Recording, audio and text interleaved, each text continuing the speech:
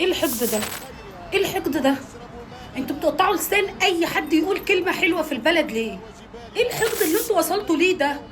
ما بشوفش حد من الجاليه المصريه او اي جاليه بيتكلم بفيديو كويس عن دوله الامارات وعشتوا فيها، الا الاقي الناس كلها لجان الكترونيه كانها حمله ممنهجه على البلد. ايه الحقد اللي فيكوا ده؟ ايه اللي هيجبرنا ان احنا نقول ان البلد حلوه وهي وحشه فينا في حقنا؟ البلد كرمتنا، البلد عايشين فيها بامان، البلد شفنا فيها خير. ايه الحقد ده؟ ما تطهروا قلوبكم بقى، طهروا قلوبكم بقى من الحقد والقرف اللي انتوا فيه ده. ما انتوا عايشين عيشتنا، ما انتوا لو عايشين عيشتنا وعايشين في خيرها وربنا كده فتح لكم طاقه قدر في بلد غير بلدكم، كنتوا هتعملوا اكتر من كده، اكتر من كده بكتير. والامارات مهما نقول فيها اشعار، قسما بالله العلي العظيم شفنا فيها خير الدنيا وما فيها.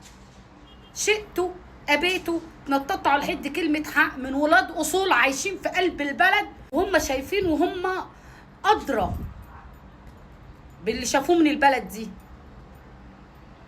فبطلوا حقد، ده احنا في شهر فضيل ومفترج، فبطلوا حقد.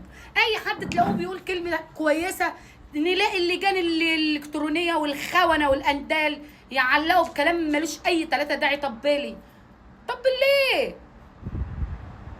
طب ليش؟ بلد الله اكبر ما شاء الله على البلد، الله اكبر ما شاء الله تبارك الله، يحميها من العين ويحميها من الماكرين والمكيودين والغيرانين والحساد، وتبقى امن وامان طول العمر.